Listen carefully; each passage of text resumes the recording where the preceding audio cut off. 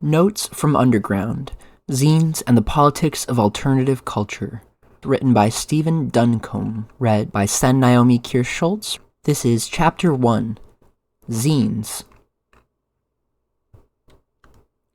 Zines. But what are they? That's the first question I'm usually asked when I start to talk about zines. My initial and probably correct impulse is to hand over a stack of zines and let the person asking the question decide. For this is how they were introduced to me. Some years back, I went on a trip to Boston to visit some old friends playing in a band. There, I planned to hang out and work as their roadie, lugging equipment to gigs, setting it up, and taking it down. I had played in a couple of punk rock bands in the early 1980s, and I suppose part of me wanted to feel again some of the excitement and energy that comes from being in a band and part of a subcultural scene. Fortunately, my descent into nostalgia was nipped in the bud. When I got there, the band had broken up. I had little to do except walk around the city, sneak into Widener Library, and hang around my friend's apartment. Scattered around their apartment, piled precariously on the coffee table, buried under old pizza boxes, forgotten in the cracks of the sofa, were scruffy, homemade little pamphlets.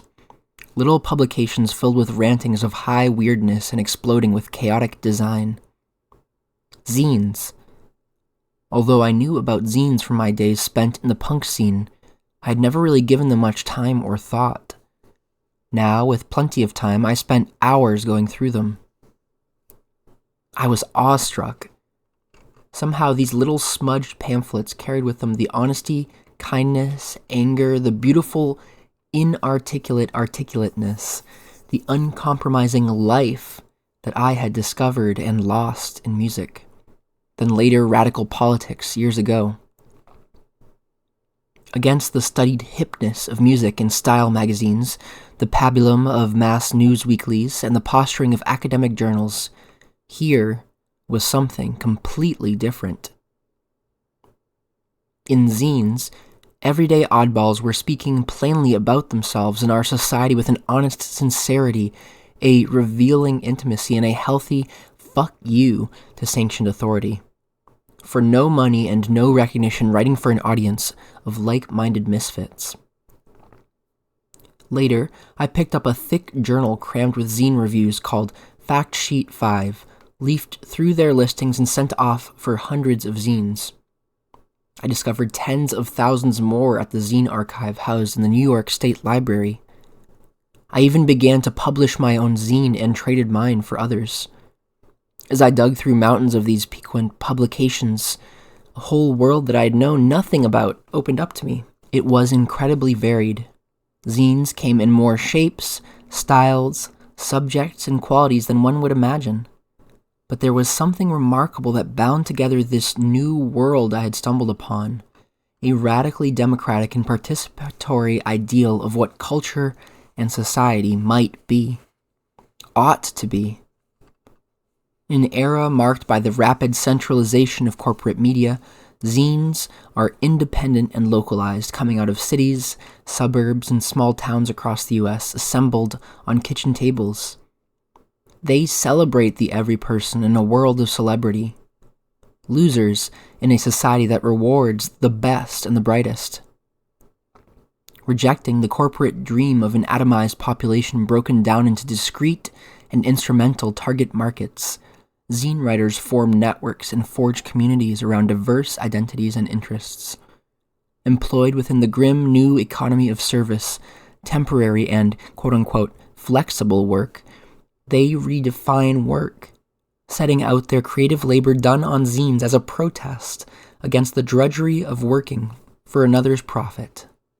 Defining themselves against a society predicated on consumption, zinesters privilege the ethic of DIY, do-it-yourself, make your own culture and stop consuming that which is made for you.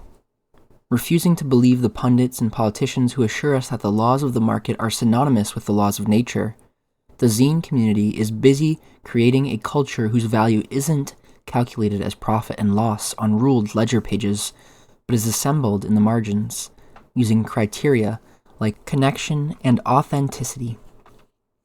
I came to realize that, considered in their totality, zines weren't the capricious ramblings of isolated cranks, though some certainly were, but the variegated voices of a subterranean world staking out its identity through the cracks of capitalism and in the shadows of mass media. Zines are speaking to and for an underground culture, and while other groups of individuals come together around the shared creation of their own culture, what distinguishes zinesters from garden variety hobbyists is their political self-consciousness. Many zinesters consider what they do an alternative to and a strike against commercial culture and consumer capitalism. They write about this openly in their zines. What was amazing to me, coming from years of sterile academic and political debates on the left in which culture was often in the past dismissed as irrelevant to the quote-unquote real struggle, was that zines seemed to form a true culture of resistance. Their way of seeing and doing was not borrowed from a book, nor was it carefully cross-referenced and cited. Rather, it was, if you'll forgive the word, organic. It was a vernacular radicalism, an indigenous strain of utopian thought. I began my study of zines in earnest near the end of the 12-year conservative drive of the Reagan-Bush era. Against this juggernaut, the radical political opposition, in which I was an active participant, acted out a tragedy seemingly unchanged for decades. One variant went as follows. Leaders organize a quote-unquote mass demonstration. We march, we chant, fringe groups hawk their ridiculous papers, speakers are paraded onto the dais to tell us what we already know. We hope the mainstream media puts us on the news for 5 seconds. Sometimes they do, sometimes they don't. Nothing seems to change. Certainly there were lively and successful models of demonstration and organization like those of ACT UP in its heyday or the WTO protest, but these stand out against the relative failure of the rest. The social movements of the decade that spoke the language and captured the imagination of the public were those not of the left, but of the right. In zines, I saw the seeds of a different possibility. A novel form of communication and creation that burst with an angry idealism, a medium that spoke for a marginal yet vibrant culture that along with others might invest the tired script of progressive politics with meaning and excitement for a new generation. Perhaps, most important, zines were a success story. Throughout the 1980s, while the left was left behind, crumbling and attracting few new converts, zines and underground culture grew by leaps and bounds, resonating deeply with disaffected young people. As a punk rocker, left politico, and a scholar of culture, I was intrigued by their success. Perhaps, I thought to myself, zines were the crack in the seemingly impenetrable wall of the system, a culture spawning the next wave of meaningful resistance. And so I decided to make the politics of zines and underground culture the focus of my study. By politics in this case, I mean simply what zine writers articulate, either explicitly, or as is often the case, implicitly, as being the problems of the present cultural, economic, and political system, what they imagine and create as possible solutions to these problems, and what strategies and chances they have for actualizing these ideals on both a small and a large scale. As I spent more time with zines and zine writers, immersed in this underground world, I realized there was a minor flaw in my theory or fantasy of underground culture as vanguard of world revolution. Witnessing this incredible explosion of radical cultural dissent, I couldn't help but notice that all this radicalism was happening underground. The world above was moving in the opposite direction. The election of a president who, quote-unquote, felt our pain notwithstanding, politics were becoming more conservative and power was becoming more concentrated. More disturbing was that zines and underground culture didn't seem to be any sort of threat to this above-ground world. Quite the opposite. Quote-unquote alternative culture was being celebrated in the mainstream media and used to create new styles and profits for the commercial culture industry. The history of all rebellious cultural and political movements is the history of the unavoidable contradiction of staking out new ground within and through the landscape of the past. But today, this laying of claims may be harder than ever. No longer is there a staid bourgeoisie to confront with avant-garde art, or a square America to shock with countercultural values. Instead, there is a sophisticated marketing machine which gobbles up anything novel and recreates it as product for a niche market. When the New York Times gushes over zines, when punk feminist riot girls are profiled in Newsweek, when quote-unquote alternative rock gets its own show on MTV, when the so-called Generation X becomes an identifiable and lucrative market in the eyes of the editors of Business Week and Advertising Age, rebelling through culture becomes exceedingly problematic. The underground is discovered and cannibalized almost before it exists. Alternative culture was discovered not just by the entertainment industry, but by the academy as well, particularly by radical scholars much like myself, looking for the latest historical agent to hang their political hopes or blame their failures upon. In the academic world, however, there's been a lot of sloppy thinking about the relationship between culture and politics. Critics have invested capitalist ideology with a totalizing power and reach, arguing that all cultural expressions are inevitably expressions of the logic of the status quo. Or, more recently, they do the opposite and make the most outrageous liberatory political claims for the most banal of cultural acts. My purpose here is not to extol or dismiss for scholarship or social change gains from neither, but to understand the politics of zines and underground culture. The powers that be do not sustain their legitimacy by convincing people that the current system is the answer. That fiction would be too difficult to sustain in the face of so much evidence to the contrary. What they must do, and what they have done very effectively, is convince the mass of people that there is no alternative. What I want to argue in the following pages is that zines and underground culture offer up an alternative, a way of understanding and acting in the world that operates with different rules and upon different values than those of consumer capitalism. It is an alternative fraught with contradictions and limitations, but also possibilities. We can learn from both. But what are they? Try again. Zines are non-commercial, non-professional, small circulation magazines which their creators produce, publish, and then distribute by themselves. While shaped by the long history of alternative presses in the United States, zines as a distinct medium were born in the 1930s. It was then that fans of science fiction, often through the clubs they founded, began producing what they called fanzines, as a way of sharing science fiction stories and critical commentary and of communicating with one another.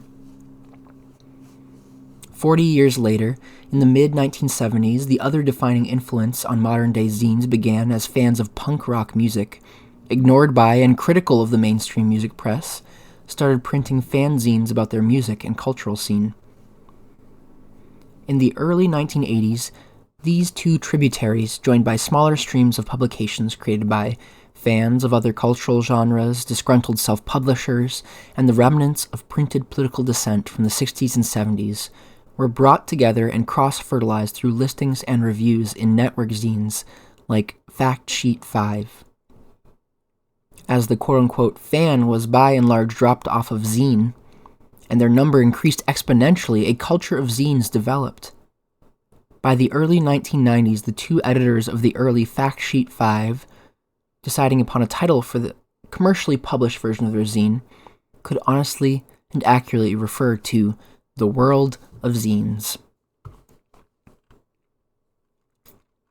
When I think of the typical citizen of this world, I see in my mind Christine Boartz, the 35-year-old editor of Slug and Lettuce. Dressed in black from head to foot, hair multi-hued, dreadlocks, rings lining her ears and nose, tattoos circling her wrist, gracing her shoulder, she still thinks of herself as shy and quiet, the weird girl who sat at the back of the class in high school in a town where, quote, there was nothing going down at all, unquote. But as the Velvet Underground song goes, quote, "You know her life was saved by rock and roll," unquote. It was in the small punk scene in the central Pennsylvania college town where Chris grew up that she found a community outside of her liberal family where, quote, "It was okay that I wasn't like everyone," unquote. And it was through her zine that she forged connections to the larger underground scene which gave her the, quote, "inspiration and direction," unquote, to chart a course for herself outside of the mainstream. Surviving on a shoestring, she has just put out her 80th issue of S&L, fitting it in someplace between organizing punk shows, shooting photos of live bands, crisscrossing the country in a van, and developing photos as her primary job. Living on the outskirts of a society that equates success with material acquisition, status, and stability, Chris is poor, marginalized, and perfectly happy. Most zinesters are young and the children of professionals, culturally, if not financially, middle class. White and raised in a relatively privileged position within the dominant culture, they have since embarked on quote-unquote careers of deviance that have moved them to the edges of this society, embracing downwardly mobile career aspirations, unpopular musical and literary tastes, transgressive ideas about sexuality, unorthodox artistic sensibilities, and a politics resolutely outside the status quo, more often to the left, but sometimes to the right. Like Chris, they're simply not interested in the big game that is the straight world. In short, zine writers and readers, although they'd be horrified to tag with such a pat term, are what used to be called bohemians. It is white middle-class culture and its discontents that informs zines and underground culture. But since one of the attributes of zines is their diversity and unpredictability, the portrait of a young, white, formerly middle-class bohemian looks less and less representative the further one delves into the world of zines. Not all zinesters are young. Much older writers, like Los Angeles science fiction fan Don Fitch, who describes his age as 76 going on 17, puts out zines like From Sunday to Saturday. Some zinesters, like Freedom, a Staten Island high schooler who publishes Orangutan Balls, are working class. And Fernetta McMillan, an African-American woman from Delaware, publishes Sweet Jesus, while two Los Angeles Chicanos, Lalo Lopez and Esteban Zul, put out Pocho, Kickin' Butt for La Raza magazine. Zine publishers are identified less by who they are than, and more by what they believe. The best description of one I've come across is actually a composite portrait written in 1946 of a similar genus, the quote-unquote little magazine editor or writer of the early 20th century. Such a man is stimulated by some form of discontent, whether with the constraints of his world or the negligence of publishers. At any rate, something he considers unjust, boring, or ridiculous. He views the world of publishers and popularizers with disdain, sometimes with despair, and he generally insists that publication should not depend on the whimsy of conventional tastes and choices. The whimsy of conventional tastes and choices certainly plays little part in the subjects picked by these writers, whose zines span almost every field, from the sublime to the ridiculous, making a detour through the unfathomable. But one thing gives coherence to this eclecticism: zinesters' fascination with the margins. These may be the margins of literature or music explored through a science fiction fanzine like Stet, or the punk rock Philly zine, or perhaps the perimeter of politics surveyed through the anarchist essays of Instead of a Magazine, the conservative libertarian rants of Inverted Ahorn, or Finster's feminist-infused stories, opinions, and photo collages. In the gay, safe-sex, disease pariah news, the borders of quote-unquote acceptable sexuality are scouted, as they are in the poetry and pornography of Ash and the harder core Black Leather Times. Numerous zines obsessively catalog the ephemera of the past. Show Me Blowout unearthed long-dead Missouri garage bands from the 50s and 60s. 8-Track Mind is devoted to 8-track tape trivia, Bad Seed researches JD, juvenile delinquency, pulp novels, and lurid teen exploitation films.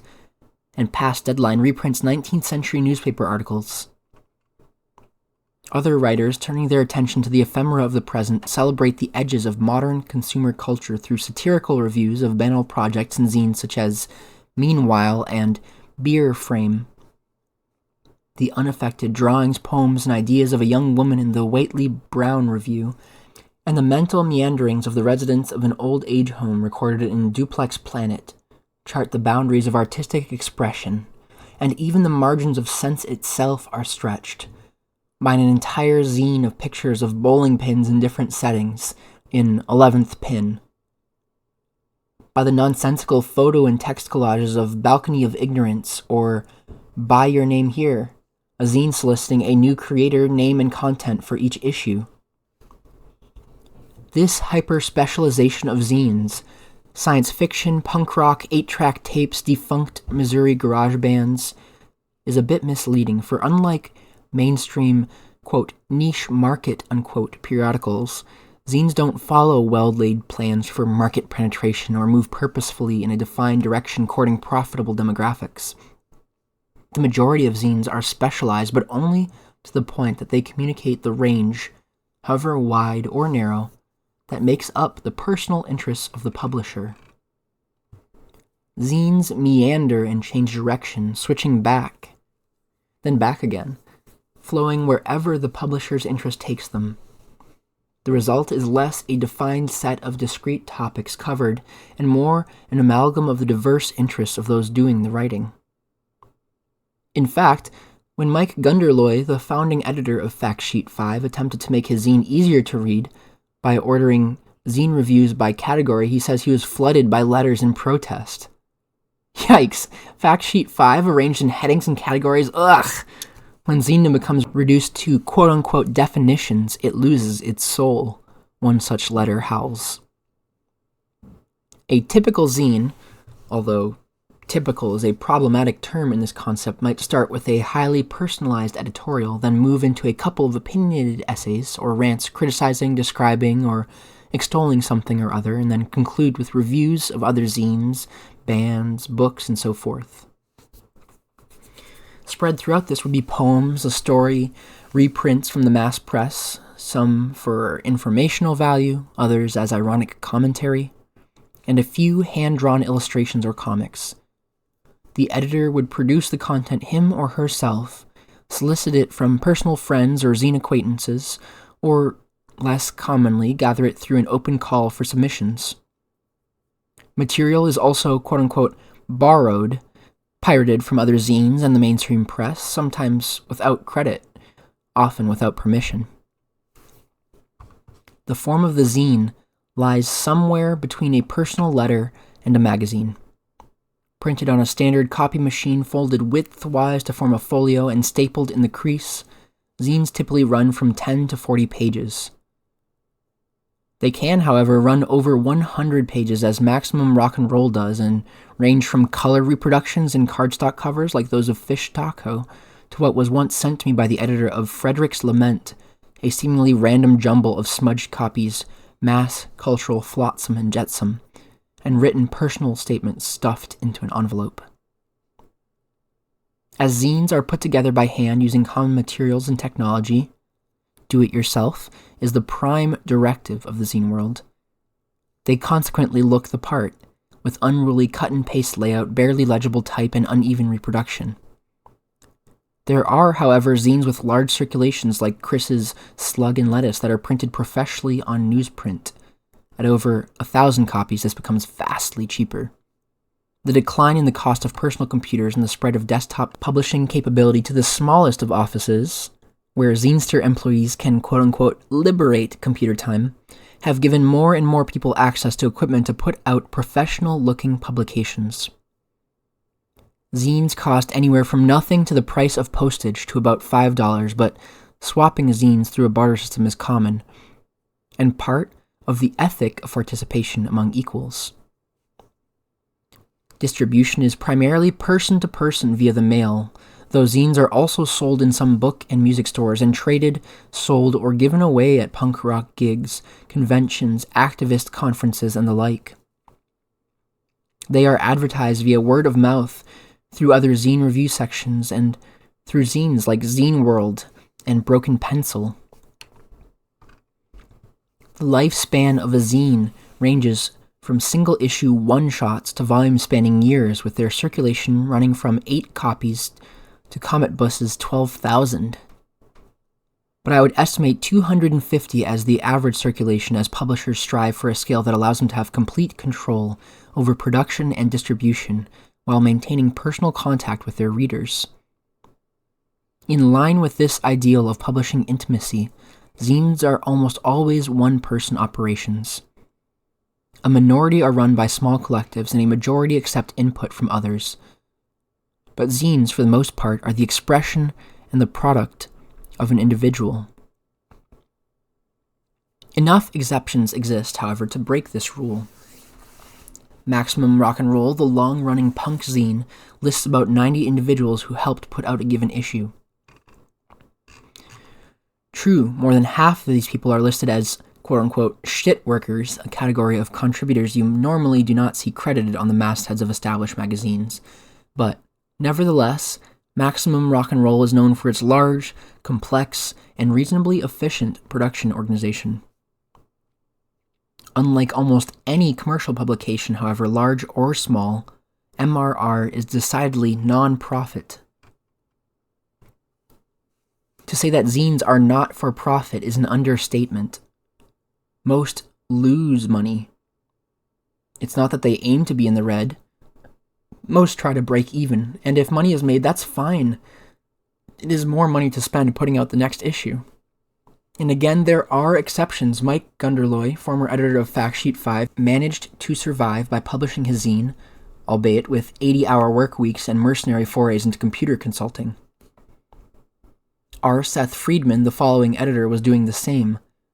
But as a rule, and with the exception of free zines and records sent in for reviews, zines are not expected to bring material reward. In fact, the very idea of profiting from a zine is anathema to the underground, bringing with it charges of quote-unquote selling out. What zines are expected to provide is an outlet for unfettered expression and a connection to a larger underground world of publishers doing the same. But since virtually no zine writers send their zines to the Library of Congress to be cataloged, get an ISSN, or list themselves in the Small Press Review, or the International Directory of Little Magazines and Small Presses, it is difficult to determine exactly how large this world is. Such informed sources as Mike Gunderloy estimate that there are currently at least 10,000 to 20,000 different zine titles circulating, while others, such as Seth Friedman, have stretched this number up to 50,000 during zine's peak in 1997. I lean toward the more conservative estimate, but even with 10,000 titles, using the standard magazine readership estimate of 3 readers per magazine and 250 copies per zine as a safe mean, the estimate of a total zine readership and thus primary contact with some facet of the zine world is as high as 7,500,000. But because most zine makers are also zine readers, as part of a whole subculture and tend to read numerous zines, the real number is certainly lower, most likely in the 500,000 to 750,000 range. When one thinks of underground culture, one's mind naturally turns to big cities, the traditional loci of Bohemia, and certainly writers living in Portland, San Francisco, and New York City produce more zines than any other single locale. But it is more out-of-the-way places like Harvest, Alabama, Freehold, New Jersey, Morganville, Kansas, and Monrovia, California that, taken together, outstrip the major metropolises as the germination points of zines. Examining the zines reviewed in an issue of Zine Guide or Fact Sheet 5, which held the most complete listing of zines available, I found an almost 2-to-1 ratio in favor of small city, suburban, rural origin over large, urban areas. Out of 1,142 zines listed from the USA, 749 originated from outside the major cities in each state. Though surprising, this disparity makes sense. Gentrification and the allure of the bohemian life for non-bohemians have sent rents and services in urban areas out of reach for many people, particularly those who eschew stable careers and ideals of material success. Most people who publish are young and often still live in the suburbs with their parents. As traditional garrets give way to gentrified lofts and smoky cafes are superseded by the Starbucks coffee chain, creative misfits scattered across the country use the culture of zines to share, define, and hold together a quote-unquote culture of discontent, a virtual bohemia. But what are they? If pushed to come up with a single defining attribute, I would have to say this: zines are decidedly amateur. While this term has taken on a pejorative cast in a society that honors professionalism and the value of the dollar, the roots of amateurism are far more noble. Amator, Latin for lover. While other media are produced for money or prestige or public approval, zines are done, as Fact Sheet 5's founding editor Mike Gunderloy is fond of pointing out, for love. Love of expression, love of sharing, love of communication, and in protest against a culture and society that offers little reward for such acts of love, zines are also created out of rage. Zines are not the only cultural expression of love and rage lurking underground today. Though drawing from a different population, primarily urban, primarily black, and forged out of the distinct crucible of racism and poverty, the hip-hop subculture, through the voice of rap music, addresses issues familiar to the zine underground. Quote-unquote, representing yourself and community, staying true or selling out, and the search for a voice in a society that just doesn't listen. Nor are zinesters the first people painstakingly to construct an alternative culture only to find it gobbled up by the very interests it ostensibly opposes. This is the history of Bohemia since the mid-19th century. Zines are the most recent entry in a long line of media for the misbegotten, a tradition stretching back to Thomas Paine and other radical pamphleteers, up through the underground press of the 1960s and on towards the internet. The fact that they are not the only underground culture, and that their trajectory is not entirely unique, in my opinion, makes this study not less useful, but more so. Although the world of zines operates on the margins of society, its concerns are common to all. How to count as an individual, how to build a supportive community, how to have a meaningful life, how to create something that is yours. Some readers will no doubt be disappointed, while others, I'm sure, will be thrilled that in the pages that follow I engage more with the world of zines and less with the words of academics. I did not make this choice because there isn't good scholarship out there. There is. Nor is it out of ignorance of the studies that have been done and the theories presented. You will find them mentioned in my endnotes, but too often the citation of learned authorities is equated with rigorous theoretical analysis. Sometimes it becomes its replacement. Wary of this trap, I privilege the actual material and its interpretation. Focusing my efforts on describing and explaining the phenomenon I'm studying, I then draw the larger theory out of this description and explanation. Some might also find the structure of this book unorthodox and perhaps unsettling. I struggled mightily with how to organize this seemingly disorganized subject matter, how to discipline undisciplined subjects. In the end, I decided to structure the book around major themes in the zine world, with these broken up by subthematic vignettes. I think it works in balancing out the unfolding and chaotic dynamism of the contemporary zine world with the structure necessary to make sense of it. I also think it accurately describes what binds the world of zines together: ideals, actions, and reactions. Finally, it mirrors the structure of zines themselves, at first glance a bit fragmentary, but coming together inevitably to reveal a world, provide an analysis, and make a point.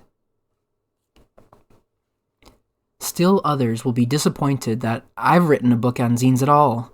Isn't this just another exploitation of zines, quote-unquote selling out the underground to the above-ground world? Perhaps. But alternative culture has already been discovered. The more important question is who will represent it and how. The ways in which I explore and explain the world of zines certainly bear the mark of my theoretical interests and political concerns, but I'm of the world I write, and my concern for the underground runs deeper than its status as this, or last, season's cultural exotica. More important, I'm a conscientious observer and a careful listener, and I believe that what zinesters have to say and what zines represent are too important to stay sequestered within the walls of a subcultural ghetto. In dealing with such an idiosyncratic subject matter as zines, there exists a distinct temptation just to hand over a stack of them and let readers decide for themselves what they are. But that's impossible here, and in light of the purpose of this book, not even desirable. In recent years, I've pored over thousands upon thousands of zines and interviewed scores of zine writers and readers. I've published zines myself and been part of the underground cultural scene. I've read what there is to read and kept a watchful eye on the times in which we live. In the pages that follow, I'll apply this experience to act as a guide, mapping out the philosophical and political contours, the twists and turns, the love and rage that make up this strange, subterranean world. This has been Notes from Underground, Zines and the Politics of Alternative Culture, written by Stephen Duncombe, read by Naomi Kirst-Schultz. Thanks for reading along with me.